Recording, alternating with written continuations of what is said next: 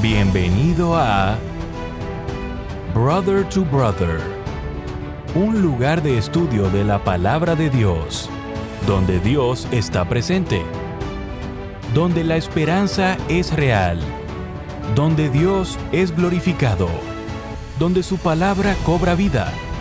Escuela sabática, reflexiones, estudios bíblicos y más. Gracias por estar aquí.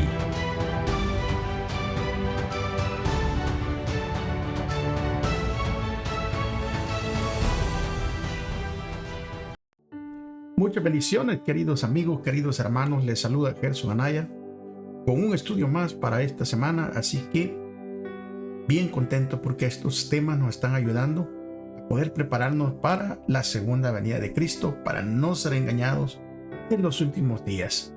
Así que vamos a estudiar esta semana el título, el fundamento del gobierno de Dios. Antes de empezar, vamos a poder orar todos juntos, así podemos invocar la dirección, la guía del Espíritu Santo. No sin antes recordarles que por favor traigan su lección, su Biblia y algo con que tomar notas. Todos juntos vamos a poder estudiar. Acompáñenme a orar reverentemente. Bendito Dios, una vez más, hemos llegado hasta esta plataforma, Señor, porque usted lo ha permitido. Venimos pidiendo, Señor, rogando que usted nos perdone y que nos ayude a entender, Señor, cada enseñanza. Que nos ayude a poder retenerla en nuestros corazones, pero sobre todo, Señor, que nos ayude a poder practicar. Muchísimas gracias, Señor, por todo lo que usted nos da. Muchísimas gracias por el privilegio de poder estudiar a través de esta plataforma. Ayuda a mis hermanos que van a ver este video, que ellos puedan, Señor, también comprender las enseñanzas que usted quiere que nosotros tengamos en nuestra mente para los últimos días. Se lo pedimos, se lo rogamos. En el nombre de Jesús. Amén. Muy bien, hermanos. El fundamento del gobierno de Dios. Y para que nosotros podamos ir entrando en contexto, allí está, hermanos, como pueden ver, ese versículo que viene en cada lección al principio. Y esta vez se encuentra en el libro de Apocalipsis, capítulo 12, versículo 17. Es un versículo muy conocido por nosotros, así que en su Biblia, por favor, ábrala, vamos a leerlo todos juntos. Dice entonces de esta manera: entonces el dragón se airó contra la mujer y fue a combatir al resto de sus hijos, los que guardan los mandamientos de Dios y tienen el testimonio de Jesús. Mediante el estudio intensivo de la Biblia, los adventistas llegaron a comprender el significado de la ley en el lugar santísimo del santuario celestial. Y cuando se vino a analizar la esencia de la ley de Dios, se descubrió también el significado del día de reposo, el cuarto mandamiento. De hecho, mis amigos y mis hermanos, este mandamiento, más que ningún otro, identifica claramente a Dios como nuestro creador, el fundamento de toda verdadera adoración. Este es un tema que será especialmente relevante en los últimos días de la historia de esta tierra. Desde el principio, el objetivo de Satanás ha sido frustrar la adoración a Dios y socavar la ley divina. Porque Satanás conoce, él sabe que si ofendemos en un punto, esto significa que somos culpables de todos, de acuerdo con la Escritura y en Santiago capítulo 2 y versículo 10. Es por eso que incita a la gente, este enemigo de los hijos de Dios, él los incita a transgredir la ley de Dios. Satanás odia el día de reposo y lo odia porque nos recuerda quién es nuestro creador y cómo nosotros debemos adorarlo. Pero este día también está inscrito en la ley de Dios. Y como la ley es lo que define el pecado, porque pecado es transgresión de la ley, en la medida que la gente busque ser fiel a Dios y fiel a su ley, eso significa que la ley debe estar vigente. Debe de continuar siendo válida, incluyendo el mandamiento número 4 que habla acerca del día de reposo, acerca del sábado. El objetivo de esta lección, de este estudio, es mostrar el vínculo que hay entre el santuario, la ley de Dios, el sábado y la crisis que se avecina en torno a la marca de la bestia. También podremos explorar la relevancia del sábado para la generación del tiempo del fin. Vamos a darle vuelta a nuestra página allí en el librito de estudio y vamos a continuar en el día domingo. Y el día domingo nos va a hablar claramente, nos va a hablar acerca del santuario y la ley. La pregunta es, ¿qué indican los siguientes versículos que había adentro del arca, adentro de esa arca del pacto, en el lugar santísimo del santuario? Vamos a leer entonces del libro de Apocalipsis, capítulo 11 y versículo 19. Y allí se escribe claramente que y el templo de Dios, dice, fue abierto en el cielo y el arca de su pacto se veía en el templo. Y hubo relámpagos, voces, truenos, un terremoto y grande granizo. Claramente cuando Juan ve esta visión y se abre, ¿verdad?, el lugar santísimo estamos hablando del tabernáculo celestial, Juan puede ver que el arca del pacto está allí. Entonces, si el arca del pacto está allí, que era, ¿verdad?, prácticamente como también se mantenía en el tabernáculo terrenal, el arca del pacto permanecía en el lugar santísimo, pero adentro de esa arca había algo. Dios le había dicho a Moisés, le había dado indicaciones en donde pusiera las tablas de los mandamientos. Éxodo 25:16 dice, y pondrás en el arca el testimonio que yo te daré. Para ver esto un poquito más profundo, ¿verdad? Más claro, Éxodo 31:18 dice, y dio a Moisés. ¿Quién dio a Moisés? Está hablando Dios. Estamos hablando que Dios dio a Moisés. Versículo 18 continúa diciendo, y dio a Moisés cuando acabó de hablar con él en el monte Sinaí, 2 tablas del testimonio, tablas de piedra, escritas directamente con el dedo de Dios. Apocalipsis 12:17, que es lo que leímos, dice, entonces el dragón se llenó de ira contra la mujer y se fue a hacer guerra contra el resto de la descendencia de ella, los que guardan los mandamientos de Dios y tienen el testimonio de Jesucristo. Algo bien claro, ¿verdad?, que a veces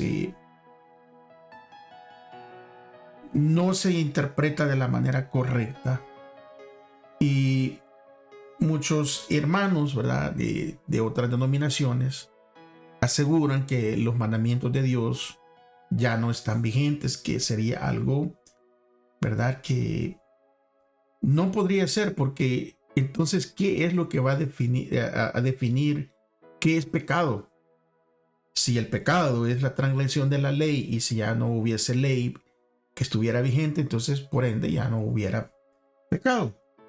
¿Están viendo? Dios mismo le dice a Moisés, mira Moisés, estos tablas de los mandamientos que te voy a dar, ponlas adentro del arca del pacto.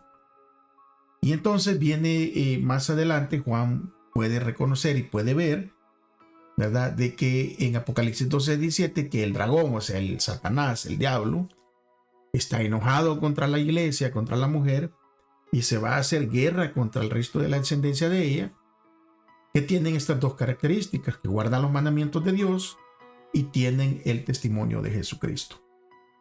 claramente, o sea, esto no necesita tanto estudio teológico así complicado. Esto es sencillo, mis hermanos, mis amigos. Saben que yo lo veo de esta manera. O sea, hubiera sido un grave error, ¿verdad? Si Dios le da los 10 mandamientos a Moisés, y por cierto son mandamientos que nosotros también utilizamos, ¿verdad? Para, por ejemplo, no tener imágenes, no adorar imágenes, para no jurar en falso, tomar el nombre de Dios en vano, para no tener otros dioses.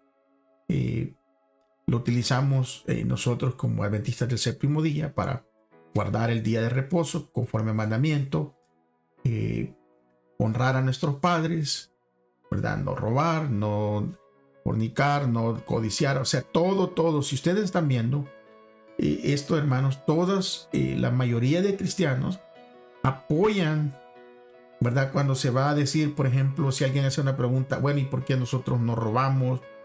O es lícito matar. Siempre se acude a los 10 mandamientos, y sería un error grave de que Dios pusiera todos estos 10 mandamientos juntos, pero que al final, ¿verdad? En los tiempos finales, nomás iban a haber 9 y uno no estaría vigente de una sola vez. Yo creo que Dios, es que es tan sabio, hubiera dejado entonces 9 mandamientos para que no nos complicáramos la vida, ¿verdad? Pero no, los mandamientos siguen vigentes, y por más que le busquemos, por más que nosotros queramos tal vez buscarle una manera de acomodarlo y todo, no le vamos a hallar ninguna respuesta bíblica, ¿verdad?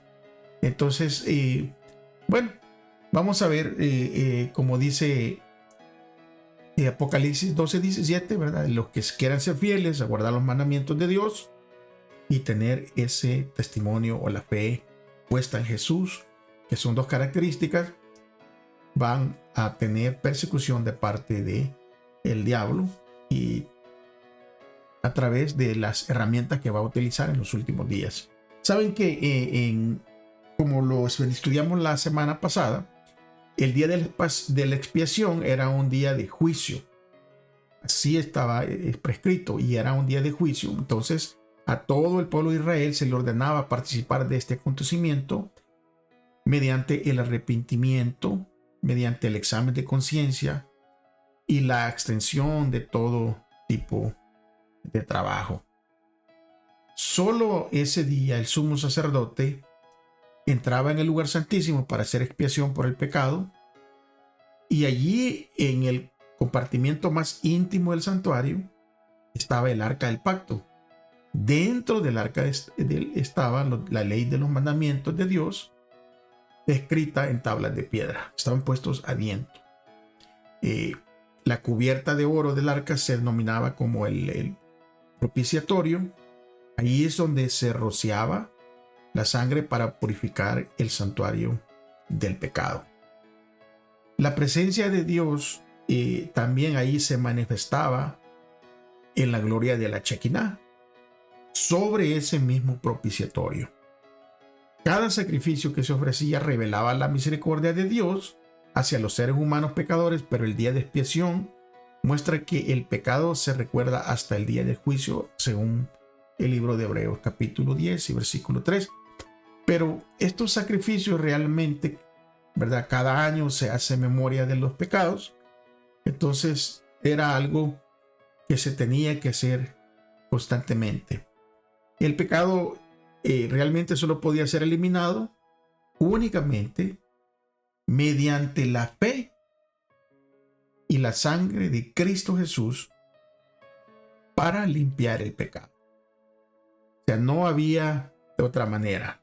Es más, si leemos el libro de primero de Pedro 1:18 y versículo 19, allí dice claramente: sabiendo que fuiste rescatados de vuestra vana manera de vivir, la cual recibiste de vuestros padres, no con cosas corruptibles como oro y plata, sino con la sangre preciosa de Cristo, como de un cordero, sin mancha y sin contaminación.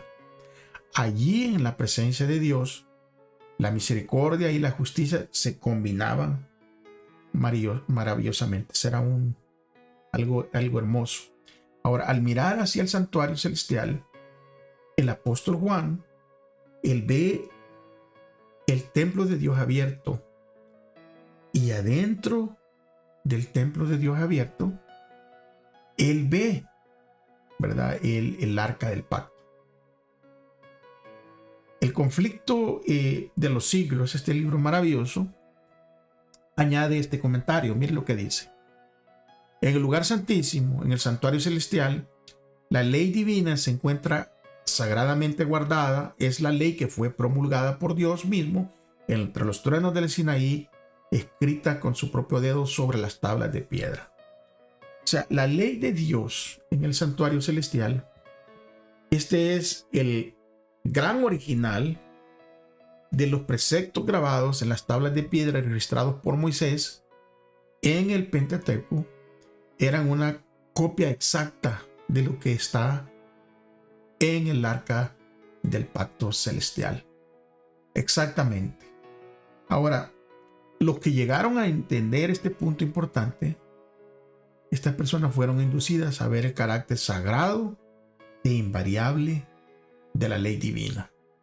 Y cuando los primeros creyentes adventistas estudiaron las enseñanzas bíblicas sobre el santuario, se llegó a comprender la importancia de la ley de Dios y del día de reposo en su centro. Y entonces ellos razonaron que si la ley de Dios estaba representada en el arca del pacto, en el santuario celestial, indudablemente no podría haber sido eliminada en la cruz. Ahora, si nosotros pensamos en el sábado, ese sábado que llega a nosotros cada semana, sin excepción, semana a semana, esto debería de darnos algo de reflexionar, que es importante.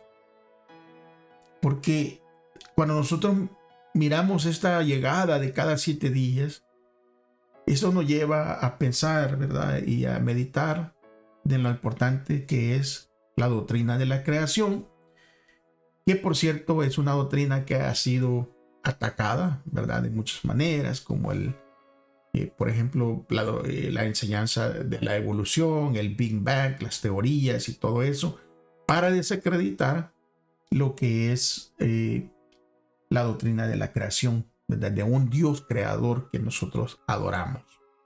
Vamos entonces a ver el día lunes la inmutabilidad de la ley de Dios. O sea, saber algo que, como el título dice, incambiable, no puede cambiar. Y vamos a preguntarnos, ¿verdad?, ¿qué enseñanza nos van a dar los siguientes pasajes bíblicos sobre la relación del cristiano con la ley? Porque hay una relación. Vamos entonces a ver Mateo 5, 17 y 18, que es una parte de la Biblia que es sacada fuera de contexto. Pero oiga lo que dice de entrada, cómo comienza. No penséis que he venido para abrogar la ley a los profetas. No he venido para abrogar, sino para cumplir. Cristo vino a cumplir, no vino a quitar. Y él le continúa diciendo, por si no entendemos, ¿verdad?, por si no agarramos o nos confundimos o nos distraemos, lo que sea.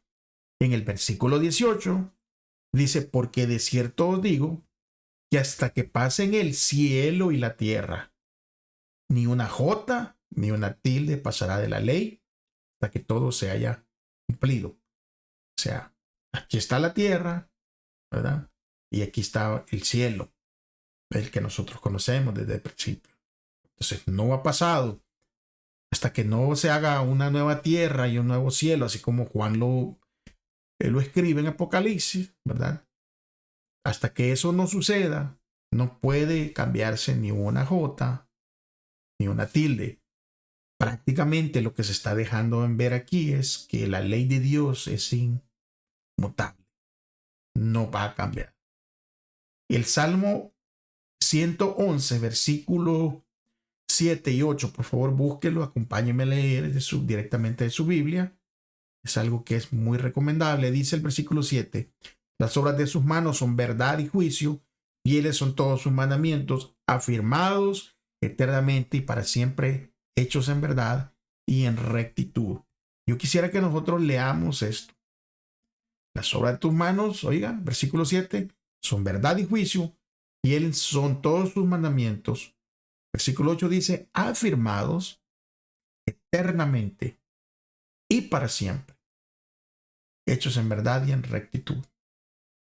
Y Eclesiastés capítulo 12, versículo 13 y versículo 14 dice que el fin de todo discurso oído es este: teme a Dios y guarda sus mandamientos, porque esto es el todo del hombre.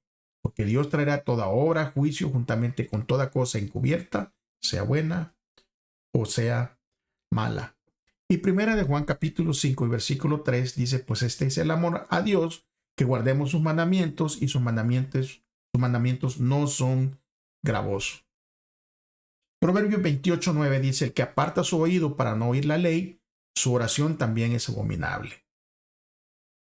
Bueno, nosotros como adventistas del séptimo día, seguimos los pasos de los reformadores protestantes. Estamos defendiendo la santidad de la ley de Dios. Es algo que Satanás se ha encargado de, sacando fuera de contexto ciertas cosas, se ha encargado de querer quitar la santidad de los mandamientos de Dios. Y en Estados Unidos, donde nosotros transmitimos, ¿verdad? Que estamos en California, que es un estado liberal en donde se ataca todo lo que tiene que ver con Dios. Y es triste porque cuando este país surgió, ¿verdad? Lo fundaron cristianos que tenían principios, que respetaban a Dios. Ahora, lamentablemente, tristemente, me duele decirlo porque yo soy parte de la comunidad aquí en California, pero aquí la santidad de la ley de Dios no se respeta. A través de leyes y a través de protestas y todo eso, los mandamientos de Dios fueron sacados de los lugares públicos, de las escuelas, de las entidades de gobierno. O sea, todo lo que tiene que ver con Dios, Satanás se ha encargado de sacarlos, ¿verdad? Y tirarlos por el piso. Nosotros sabemos que esa es la estrategia que usa Satanás. Pero en lo que hemos venido estudiando, nosotros podemos ver, por ejemplo, una afirmación poderosa de John Wesley, que fue alguien que se encargó, ¿se acuerdan cómo hemos estudiado, de defender y de traducir la Biblia? Dice de la siguiente manera, John Wesley hizo una afirmación, ¿verdad? Después de haber estudiado la Biblia, de leerla, dice él, la ley ritual o la ley ceremonial, y es por cierto, aquí es donde hay una confusión y muchas veces, donde la gente cristiana, ¿verdad?, de otras denominaciones creen que la ley ritual o la ley ceremonial, como se le llama, es lo mismo que los mandamientos, cuando son cosas separadas. Y cuando nosotros leemos el contexto, podemos ver que cuando se habla de abolir, están hablando siempre en el contexto de esta ley ritual o ceremonial, como se les llama. Pero John Wesley dijo, la ley ritual o ceremonial entregada por Moisés a los hijos de Israel, que contenía todos los mandatos y las ordenanzas relacionadas con los antiguos sacrificios y el servicio del templo. Nuestro Señor verdaderamente vino a destruirla, disolverla y abolirla por completo. ¿Pero cuál ley?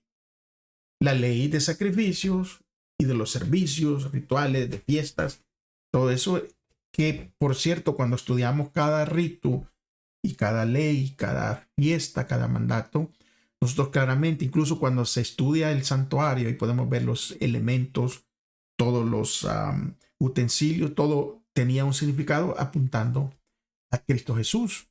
Entonces, cuando Él ya viene, claro, esto queda abolido. Por eso el cumplimiento de la profecía de Cristo Jesús venir por primera vez como el Mesías disuelve y va a abolir todo este sistema de ritos. Por eso que ya no hay ritos. Si usted mira, ya no hay sacrificio de animales, ¿verdad? No hay sacrificio de animales, ya no hay todo ese ritual que se hacía. Ahora, John Wesley dice, esto fue lo que lo que Jesús vino a abolir. Y dice él más adelantito, dice, pero la ley moral, o sea, los mandamientos, porque de ahí es donde se define lo moral del hombre, contenida en los 10 mandamientos e impuesta por los profetas, no la eliminó. Miren lo que dice John Wesley, miren, todo lo demás se eliminó, pero la ley moral no la eliminó porque sería un caos si se elimina la ley de Dios. ¿Me entiende? Porque entonces, pues, fuera lícito robar, fuera lícito matar, fuera lícito hacer todas las cosas que los mandamientos de Dios dicen no lo hagan. Ahora, John Wesley dice, no fue el designio de su venida revocar ninguna parte de los 10 mandamientos. O sea, no fue el designio de Dios. Entonces, claramente, aún siglos atrás, cuando estaba John Wesley estudió, él pudo darse cuenta, estudiar un hombre que es, o sea, se dedicaba al estudio de las escrituras. Él pudo ver que la ley que tiene que ver con ritos y ordenanzas fue abolida, pero la ley moral de los 10 mandamientos no ha sido abolida. Ahora, nosotros podemos mirar de que esta es una ley que nunca puede ser quebrantada, que permanece firme como fiel testigo, incluso en los cielos, porque como vimos ya, Juan puede ver el arca y el arca del pacto contiene adentro las tablas de los mandamientos. Cada parte de esta ley debe permanecer vigente sobre toda la humanidad y en todas las épocas, porque no depende ni de tiempo, ni de lugar, ni de ninguna otra circunstancia susceptible a cambio, sino de la naturaleza de Dios y de la naturaleza del hombre y de su relación inmutable entre sí. ¿Está viendo? ¿Por qué? Porque Dios, o sea, ¿cómo Dios nos va a acusar de robo si no hubiese una ley aquí? Es como si nosotros nos levantamos mañana y el gobierno decide, ¿verdad?, quitar las leyes de tránsito. Dice, no más leyes de tránsito. Entonces yo me subo al auto y voy a alta velocidad y el policía me para y me dice, ¿sabe qué? Va bien rápido. Y yo le puedo decir, sí venía rápido. Y entonces tiene que haber una referencia a la ley de tránsito. Si la ley de tránsito dice que el máximo de kilómetros que yo puedo ir, o millas o kilómetros, dependiendo de verdad como ustedes lo puedan interpretar, pero aquí en Estados Unidos es millas. Yo sé que en Latinoamérica y posiblemente en Sudamérica va a ser kilómetros. Él me va a hacer una referencia al pararme y va a decir, ¿sabe qué? La ley dice que usted puede venir únicamente por un decir, a 70, 80 kilómetros por hora. Y usted venía a 100. Quebrantó la ley. Pero si yo entonces le digo, no, ¿sabe qué? El gobierno de Estados Unidos esta mañana dijo que ya no existía la ley de tránsito. Y entonces, ¿en qué se va a basar para acusarme? Es por eso que los 10 mandamientos tienen que estar vigentes. ¿Por qué? Porque la ley es la que nos acusa, pero Cristo es el que nos libra de la ley. Cuando la ley dice tienes que pagar con la muerte, porque ¿verdad? La paga del pecado es muerte y la transgresión de la ley es pecado, entonces hay una cadenita y dice, la ley me dice, ¿sabes qué? Transgrediste y la paga, como dice la ley, la paga del pecado es la muerte, pero dice, no, entonces viene Cristo y dice, no, yo ya pagué por él. Eso es, pero la ley tiene que estar vigente. Porque la ley también nos deja ver el carácter de Dios, carácter puro. Nos deja ver a nosotros como seres humanos. Cuando nosotros comparamos, por ejemplo, Éxodo 34, 5 al 7, lo vamos a comparar con Romanos 7, 11 y 12, y con el Salmo 19, 7 al 11, y 89, 14, y 119, 142, y 172. Vamos a leer mucho, hermanos, pero es importante leer. Recuérdense que si no podemos nomás basarnos en un yo pienso, en un yo creo. No, hay que leer directamente de la palabra de Dios. Acompáñenme, empezando por Éxodo 34, 5 al 7. Miren lo que dice. Y Jehová descendió en la nube y estuvo allí con él, proclamando el nombre de Jehová. Y pasando Jehová por delante de él, proclamó: Jehová, Jehová, fuerte, misericordioso y piadoso, tardo para la ira y grande en misericordia y verdad, que guarda misericordia a millares, que perdona la iniquidad, la rebelión y el pecado. De ningún modo tendrá por inocente al malvado, que visita la iniquidad de los padres sobre los hijos y sobre los hijos de los hijos hasta la tercera y cuarta generación. Ahora comparémoslo con Romanos 7, 11 y 12, que dice: porque el pecado, tomando ocasión por el mandamiento, me engañó y por él me mató. De manera que la ley a la verdad es santa y el mandamiento santo, justo y bueno. Ya cambió. Cuando ya estamos mirando Romanos en el Nuevo Testamento, se está refiriendo a la ley, ¿verdad? A la ley de verdad es santa y el mandamiento santo es justo y es bueno. ¿Por qué? Porque los mandamientos prácticamente es una protección para nosotros. No es una restricción. Y ahí está el problema, amigos y hermanos, que muchas veces nosotros o las personas ven a los mandamientos con los lentes de restricción, cuando no debería ser así. Dios ha dejado sus mandamientos por amor a nosotros como algo, como una barrera de protección, porque conoce nuestra naturaleza caída y sabe de que incluso los mandamientos nos protegen de nosotros mismos. Miren lo que dice el Salmo 19, 7, Salmo 19, 7 al 11. Dice el versículo 7 empezando: la ley de Jehová es perfecta, que convierte el alma. El testimonio de Jehová es fiel, que hace sabio al sencillo. Los mandamientos de Jehová son rectos, que alegran el corazón. El precepto de Jehová es puro, que alumbra los ojos. El temor de Jehová es limpio, que permanece para siempre. Los juicios de Jehová son verdad, todos son justos. Deseables son más que el oro y más que mucho oro afinado, y dulces más que la miel y que la miel que destila el panal. Tu siervo es además amonestado con ellos, en guardarlos hay grande galardón. Oye bien lo que dice de los mandamientos. O sea, instrucción, protección. Incluso cuando nosotros miramos en el Salmos 89, 14, mire lo que dice allí: justicia y juicio son el cimiento de tu trono, misericordia y verdad van delante de tu rostro. ¿Por qué? Porque la misericordia que alcanzamos a través de Cristo es lo único que nos libra. Porque los mandamientos son justos y son correctos. Y nos acusan a nosotros, hermanos y amigos. Entonces viene Cristo y nos da misericordia. Salmo 119, un salmo grande y hermoso, ¿verdad? Que deberíamos de estudiar y leerlo pacientemente para comprender. Habla acerca de los mandamientos de Dios. Salmo 119. Vamos a leer el versículo 142 y el versículo 172. 142 dice: tu justicia es justicia eterna y tu ley la verdad. 172 dice: hablará mi lengua tus dichos, porque todos tus mandamientos son justicia. Ahora, puesto que la ley de Dios es un trasunto de su carácter, el fundamento de su trono y la base moral de la humanidad, es por eso que Satanás odia la ley de Dios.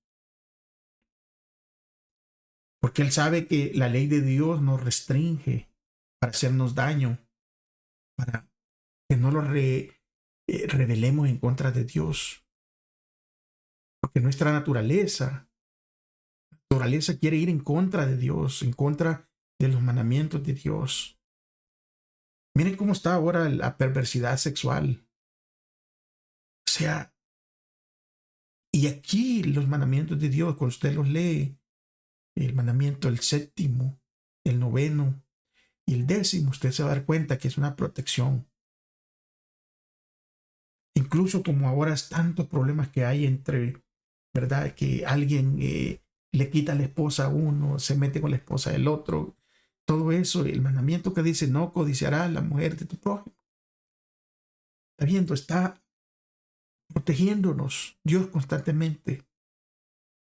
Y es por eso que Satanás odia que nosotros escuchemos y nos apeguemos a la ley de Dios, porque sabe que sin la ley de Dios vamos a ser personas como Dice el libro de Jueces, como así como termina, ¿verdad? Que en ese día no tenían rey, entonces cada quien hacía lo como le parecía. Y justamente es como estamos viviendo ahora. Cada quien hace su propia idea y no, pues muchos dicen que vivir la vida porque la vida solo es una y vivámosla como, pero no es, porque esa manera de vivir nos lleva a la destrucción. Y Dios no quiere no quiere que nosotros vayamos hacia esa destrucción. Sabe que nadie podía dejar de ver que si el santuario terrenal era una figura o copia del santuario celestial, entonces la ley depositada en el arca en la tierra era una transcripción exacta de la ley guardada en el arca del cielo. Y que aceptar la verdad relativa al santuario celestial involucraba reconocer las exigencias de la ley de Dios y la obligación de guardar el cuarto mandamiento. Ahora, en esto estribaba el secreto de la oposición violenta y resuelta que se le hizo a la exposición armoniosa de las escrituras que revelaba el ministerio de Cristo en el santuario celestial. Ahora, ¿cuáles son las razones que la gente presenta a menudo para alegar que ya no estamos obligados a guardar los mandamientos? O sea, ¿cuáles son las razones? O sea, ¿qué hay detrás de ello? Porque mucha gente no quiere guardar los mandamientos. Mucha gente quiere guardar los mandamientos que le convienen únicamente. O sea, agarrar de aquí un poquito, de aquí otro. Pero la ley, por eso Dios la dejó junta. Por eso hizo la declaración en la palabra, ¿verdad? En su santa palabra, de que al transgredir uno, estamos transgrediéndolo todos, no los podemos separar.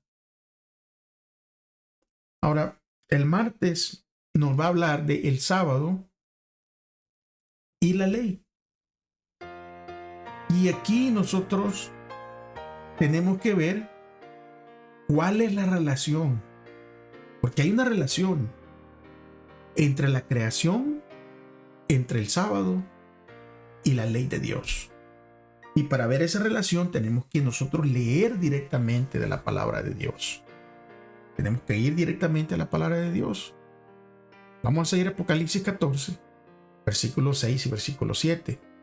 Y ahí dice: vi volar por en medio del cielo a otro ángel que tenía el evangelio eterno para predicarlo a los moradores de la tierra, toda nación, tribu, lengua y pueblo, diciendo a gran voz: temer a Dios y darle gloria, porque la hora de su juicio ha llegado, y adorar a aquel que hizo el cielo, la tierra, el mar y las fuentes de las aguas. Y Apocalipsis 4, versículo 11, dice: Señor, digno eres de recibir la gloria y la honra y el poder, porque tú creaste todas las cosas, por tu voluntad existen y fueron creadas. Génesis capítulo 2, versículo 1 al 3, dice: y fueron pues acabados los cielos y la tierra y todo el ejército de ellos. Y acabó Dios en el día séptimo la obra que hizo, y reposó el día séptimo de toda la obra que hizo. Y bendijo el día séptimo y lo santificó, porque en él reposó de toda la obra que había hecho en la creación. Y en Éxodo capítulo 20, versículo 8 al 11, allí, claro, va a hablar del cuarto mandamiento, en donde dice claramente: acuérdate del día de reposo para santificarlo. 6 días trabajarás y harás toda tu obra, mas el séptimo día es reposo para Jehová tu Dios. No hagas en él obra alguna, tú, ni tu hijo, ni tu hija, ni tu siervo, ni tu criada, ni tu bestia, ni tu extranjero que está dentro de tus puertas. Porque en 6 días hizo Jehová los cielos y la tierra, el mar y todas las cosas que en ellos hay, y reposó en el séptimo día. Por tanto, Jehová bendijo el día de reposo y lo santificó. Claramente hay un vínculo aquí. Claramente podemos ver, ¿verdad?, esa conexión entre la ley, el día de reposo y la creación. Ahora, la creación nos da una identificación a nosotros. Porque como cristianos Y como está establecido en su palabra, nosotros somos creación de Dios. O sea, no nacimos, ¿verdad? No venimos ahí como una célula y luego en el agua y luego echamos patitas y luego como un renacuajo salimos y botamos la cola y ya nos paramos. No, nosotros creemos lo que dice la Escritura, que somos creación, y la creación habla de nuestro valor a la vista de Dios. No estamos aquí solos en el universo, no venimos por suerte ni por ninguna otra cosa. No somos una partícula de polvo cósmico, ni tampoco somos un accidente genético. En otras palabras, la hipótesis científica común de los orígenes de la vida, que ha sido escogida por los medios de comunicación y la cultura popular, presenta una visión de nuestros orígenes que es en todos los sentidos incompatible con el relato bíblico. O sea, todo lo que tiene que ver científicamente, como se está enseñando en las universidades, va en contra de un Dios creador y va en contra de que nosotros somos creación de Él. Pero nosotros entendemos y abrazamos esta creencia por fe de que estamos aquí porque Jesús nos creó y Él es digno de nuestra adoración, no solo porque nos creó, sino también porque nos redimió. La creación y la redención son la esencia de toda verdadera adoración. Por lo tanto, el día de reposo es vital para entender el plan de la salvación, porque el sábado habla del cuidado del Creador, pero también del amor del Redentor. Y eso, amigos y hermanos, es hermoso, porque cuando nosotros miramos eso y lo entendemos, nos vamos a dar cuenta lo maravilloso que es nuestro Dios. Es por eso que al concluir la semana de la creación, Dios descansó en la belleza y en la majestuosidad del mundo que había creado. También descansó como un ejemplo para nosotros. Saben que el día sábado, día de reposo, es una pausa semanal para alabar a aquel que nos hizo. Cuando nosotros adoramos en sábado, oiga bien, no estamos adorando el sábado, sino adoramos en sábado. Nosotros abrimos nuestro corazón para recibir la bendición especial que Él puso en ese día, no en cualquier otro día. Porque usted no va a encontrarlo en la Escritura. No va a encontrar de que Dios santificó y bendijo otro día. Fue únicamente el séptimo día al que Dios le dio estas características especiales. Es por eso que el sábado no señala a un creador que nos amó demasiado como para abandonarnos cuando nos desviamos de su propósito para nosotros. El sábado es un símbolo eterno de nuestro descanso en Cristo y es una señal especial de lealtad al Creador. Es un símbolo de descanso, no de obras. Es un símbolo de gracia, no de legalismo. Es un símbolo de seguridad, no de condenación. Es un símbolo de dependencia de Dios para la salvación y no de nosotros mismos. El verdadero descanso sabático es el descanso de la gracia en los brazos amorosos de aquel que nos creó, de aquel que nos redimió, de aquel que volverá a buscarnos. El mensaje de Apocalipsis 14, el mensaje divino del tiempo del fin para el mundo, llama a la gente a descansar en su amor y a cuidar, ¿verdad? A descansar en su amor, a descansar en el día de reposo, en los brazos de Dios. Y nos llama también a recordar a aquel que nos creó y darle gloria y alabanza. La observancia del sábado es también un nexo entre la perfección del Edén y la gloria de los cielos nuevos y la tierra nueva. Y nos da un recordatorio que un día se restaurará el esplendor del Edén. La mayoría de nosotros, adventistas del séptimo día, hemos sido acusados de ser legalistas. Y esa acusación suele estar relacionada con nuestra observancia del sábado.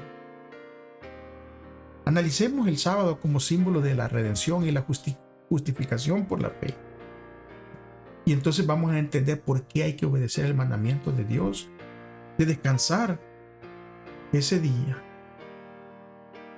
Ahora, ¿qué va a hacer que la gente, verdad, piense que estamos tratando de abrirlos el camino nosotros al cielo guardando el sábado?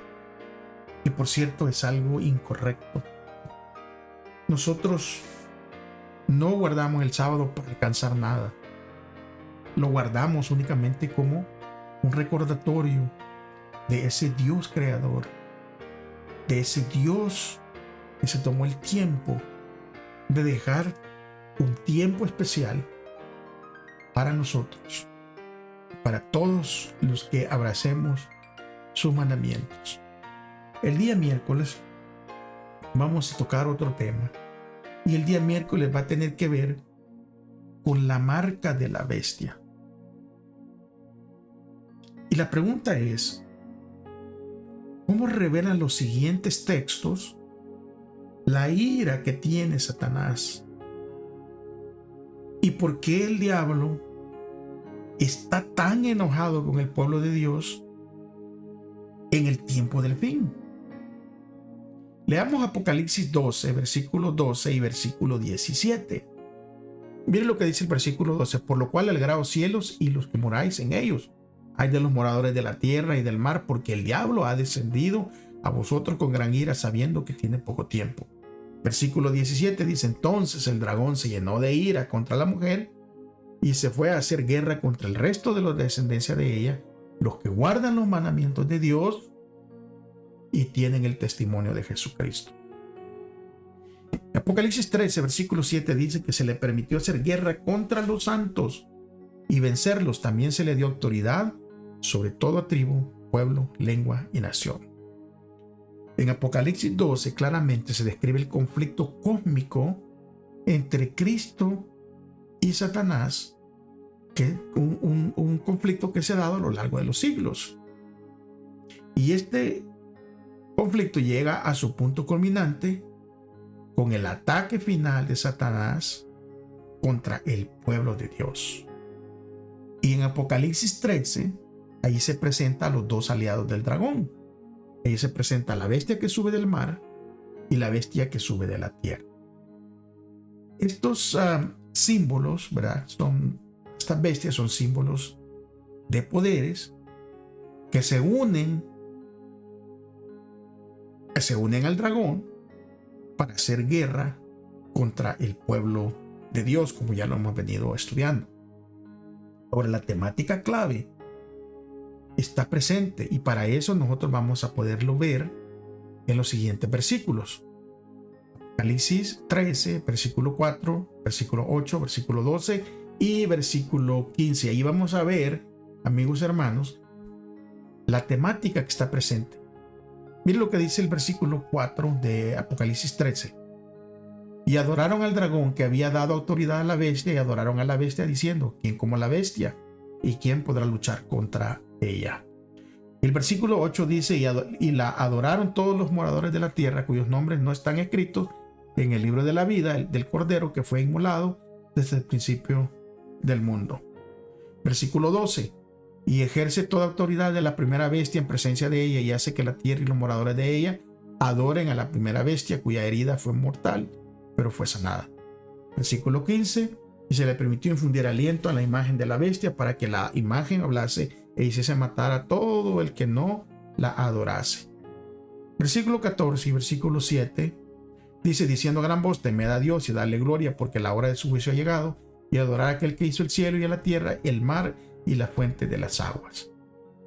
Y Apocalipsis 14, 9 al 11 dice: y el tercer ángel lo siguió diciendo a gran voz: si alguno adora a la bestia de su imagen y recibe la marca en su frente o en su mano, Él también beberá del vino de la ira de Dios, que ha sido vaciado puro en el cáliz de su ira, y será atormentado con fuego y azufre delante de los santos ángeles y del Cordero.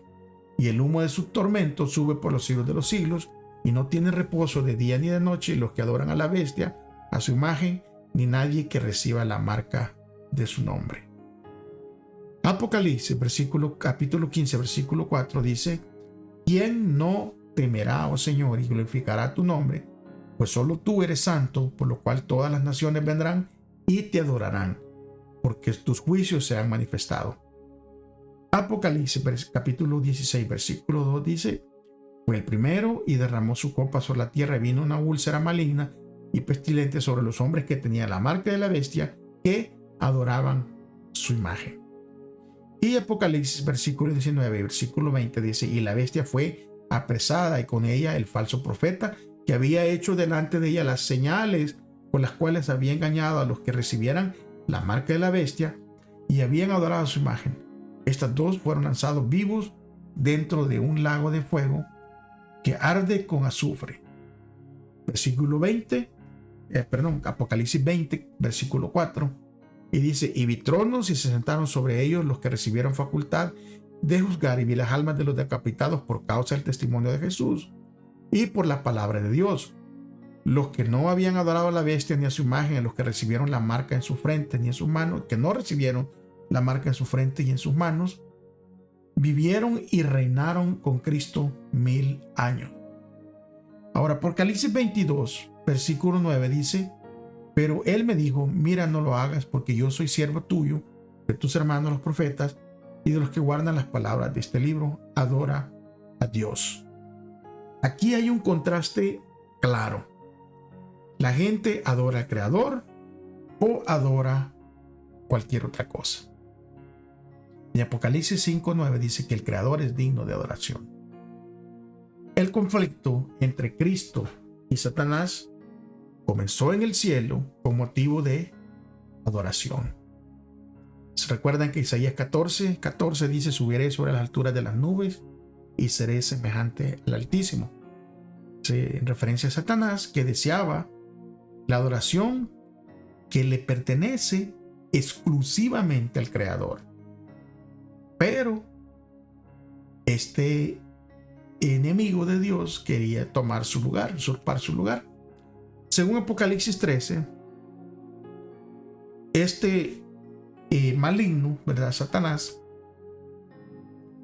consigue aquí en la tierra esa adoración mediante la actividad de la bestia que sube de la tierra. Y espero que tengamos tiempo en el futuro de estudiar acerca de esta tierra, o de esta bestia que sube de la tierra, de Apocalipsis 13:4, que es símbolo de un poder. Se va a levantar este poder y le va a dar, este poder se lo va a dar otra vez a la bestia, como lo hizo en el pasado. Bueno, una comparación de Daniel 7, ahí nos va a dar la muestra de que esta bestia que sube de la tierra es la misma bestia que el cuerno pequeño, que trata de cambiar los tiempos y la ley, y ejerció autoridad, recuérdense, que lo que les venimos estudiando, durante 1260 días proféticos, o que equivale a 1260 años. Entonces, esa misma bestia, ese mismo poder, ese cuerno pequeño, es el mismo que se va a levantar en el futuro. Ese mismo cuerno pequeño, ese mismo poder, ¿verdad?, es el que se le va a dar esta bestia que sale de la tierra, se le va a dar el poder. Ahora, la única parte de la ley de Dios, o sea, de los 10 mandamientos, la única parte que trata con tiempo es el cuarto mandamiento. Ningún otro mandamiento tiene que ver con tiempo, exclusivamente el cuarto. Y es por eso que en Daniel 7:25, donde se decía, ¿verdad?, que esta bestia iba a tratar de cambiar los tiempos y la ley, y como ya lo hemos venido estudiando, lo logró, ¿verdad? Aparentemente intentó, porque que sí cambió el verdadero día de adoración, el verdadero día de reposo por el día domingo. Y lo hizo utilizando el poder político, utilizando leyes, decretos. ¿Saben qué? Se va a volver a repetir. Y el único mandamiento que puedes hacer esta transgresión en un solo movimiento, cambiando el día de reposo, cambia tanto la ley como también cambia los tiempos. Y este poder ha intentado cambiar el día de adoración del sábado. Ha intentado cambiar el séptimo día por el primer día, por el domingo, que sea el día de adoración de la semana. Y muchos, oiga bien, fieles cristianos,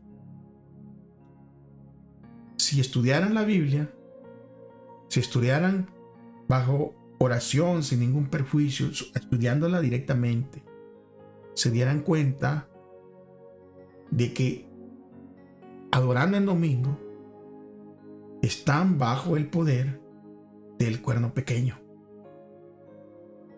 Y esto no tiene nada que ver con nosotros, ¿verdad? Como adventistas que guardamos el sábado.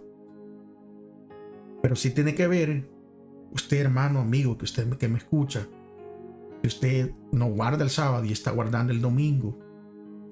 Yo con mucho amor y con mucho respeto le pido que usted estudie la Biblia en oración. Y cuando usted se vaya a dar cuenta de cómo este cuerno pequeño ha intentado y cómo comenzó la adoración en domingo, que no tiene nada que ver con la resurrección de Cristo, porque esto empezó con un emperador. Es más, incluso la plataforma de Google, cuando usted hace una búsqueda, y les recomiendo que la haga, y usted va a leer toda la historia que ya la había profetizado la escritura, y usted póngale ahí en el Google, en su aplicación, ¿quién cambió el sábado por el domingo? Y usted se dará cuenta, se va a llevar una buena sorpresa. No porque yo lo diga, estúdielo por favor y salga de ese dominio, de ese cuerno pequeño, porque al final esto tiene que ver, como hemos mirado en todos estos versículos, se centra en adoración. Ahora, que un poder terrenal intente cambiar el día de adoración, o sea, cambiar el sábado, que Dios mismo dio como señal de su autoridad, esto es un intento de usurpar la autoridad divina en el nivel más básico posible. Y en este punto se centra el conflicto final sobre la adoración verdadera y la adoración falsa. Por esta razón, el Apocalipsis identifica al pueblo fiel a Dios como aquellos que guardan los mandamientos de Dios. Y este es otro punto que debería de ser de pensar, amigos, hermanos.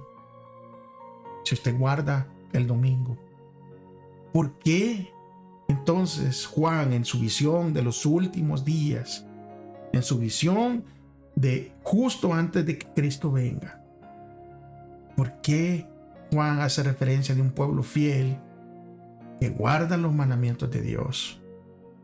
Mandamientos que incluye el día de reposo y no el domingo. Aquellos que rechacen el llamado final de ese mensaje hermoso de los 3 ángeles, de adorar a Dios únicamente en su día santo, y que van a rechazar y van a ir a adorar la bestia en un día falso, entonces ustedes estarán recibiendo la marca de la bestia, o sea, la marca del cuerno pequeño, que dice, ¿verdad? Ese cuerno pequeño, de ese poder romano que se ha autodenominado con autoridad para cambiar incluso los mandamientos de Dios. Es por eso que Isaías 58:13, que es un hermoso pasaje, dice: si retrajeres del día de reposo tu pie, de hacer tu voluntad en mi día santo, y lo llamares delicia, santo, glorioso de Jehová, y lo venerares, no andando en tus propios caminos, ni buscando tu voluntad, ni hablando tus propias palabras. Como dijo el ángel a Juan, y yo les puedo decir a ustedes, hermanos, repetirle esto: adoren a Dios únicamente, pero adórenlo en el día verdadero, reconózcanlo como su creador. Ya vamos terminando, hermanos. Si usted ya está aquí, usted llegó hasta por aquí, tómese 5 segunditos, dale like, comparta el video, suscríbase si no lo ha hecho y active esa campanita. Nos ayuda mucho en este canal para esparcir este mensaje. Recuérdese que de ninguna manera estamos haciendo dinero grabando estos videos. Lo hacemos únicamente porque Dios ha puesto en nuestro corazón el hacerlo. Día jueves, rapidito, vamos. Día jueves. El día jueves habla del mensaje de los 3 ángeles. Y el trimestre pasado estudiamos esto, pero siempre es bueno darle una repasada en este contexto. El mensaje de los 3 ángeles que comienza con el primer ángel allí del capítulo 14 de Apocalipsis, versículo 7, que dice que el primer ángel clama a gran voz: teman a Dios y denle gloria, porque ha llegado a la hora de su juicio, y adoran al que hizo el cielo y la tierra, el mar y la fuente de las aguas. Claramente el llamado aquí, este llamado celestial, es que rindamos nuestra suprema lealtad y sincera adoración al Creador a la luz del juicio inminente. Y también el segundo ángel declara: ha caído la gran Babilonia, la que ha dado de beber a todas las naciones del vino del furor de su fornicación. O sea, ha dado este vino, ¿verdad?, esta doctrina, esta falsa doctrina. Porque Babilonia representa un sistema religioso apóstata, caído, que ha rechazado el mensaje del primer ángel en favor de un falso sistema de adoración. Y es por eso que Apocalipsis 14, 9 al 11 dice: advierte acerca de la adoración de la bestia y su imagen. Y aquí se presentan 2 alternativas opuestas: adorar al Creador o adorar a la bestia. Y cada persona del planeta Tierra tomará una decisión, y esa decisión va a ser final, esa decisión va a ser irrevocable, sobre a quién se le va a entregar la lealtad y la adoración, sea a Jesús o a Satanás. Y Apocalipsis 14, 12 da 2 características que identifican a los que se niegan a adorar a la bestia, porque estas características son de vital importancia, mis amigos. Apocalipsis 14, 12 dice: aquí está la paciencia de los santos, los que guardan los mandamientos de Dios y la fe de Jesús. Dios tendrá un pueblo en el tiempo del fin, que le será leal frente a la mayor oposición, a la más feroz persecución en la historia del mundo. Y mediante el don de la justicia de Cristo llevará una vida llena de gracia y obediencia. La adoración al Creador está en abierta oposición a la adoración a la bestia y se expresa en el cumplimiento de los mandamientos de Dios. Este conflicto final sobre la lealtad a Cristo o lealtad al poder de la bestia se centra en la adoración, y en el centro de este gran conflicto está el bien y el mal, está el día de reposo, el santo sábado. Estos consagrados seguidores del Salvador no solo tendrán fe en Jesús, sino también tendrán la fe de Jesús. Y la fe de Jesús es una fe tan profunda, tan confiada, tan comprometida, que todos los demonios del infierno y todas las pruebas de la tierra no pueden sacudirla. Es una fe que confía cuando no se puede ver, que cree cuando no puede razonar por qué y qué espera cuando no puede entender. Esta fe de Jesús es en sí misma un don que recibimos por la fe y nos ayudará a atravesar la crisis que se avecina. Cuando estalle la crisis final y nos enfrentemos a un boicot que va a ser económico, a la persecución, a la prisión y a la propia muerte, la fe de Jesús nos ayudará a atravesar las últimas horas de la tierra hasta que Jesús regrese. Y es por eso que nos estamos preparando, como Dios nos va a preparar también para poner su fe, para que cuando vengan estas cosas, estos ataques en el futuro, ya nosotros tendremos esa fe arraigada. Alabado sea el nombre de Dios por todo eso.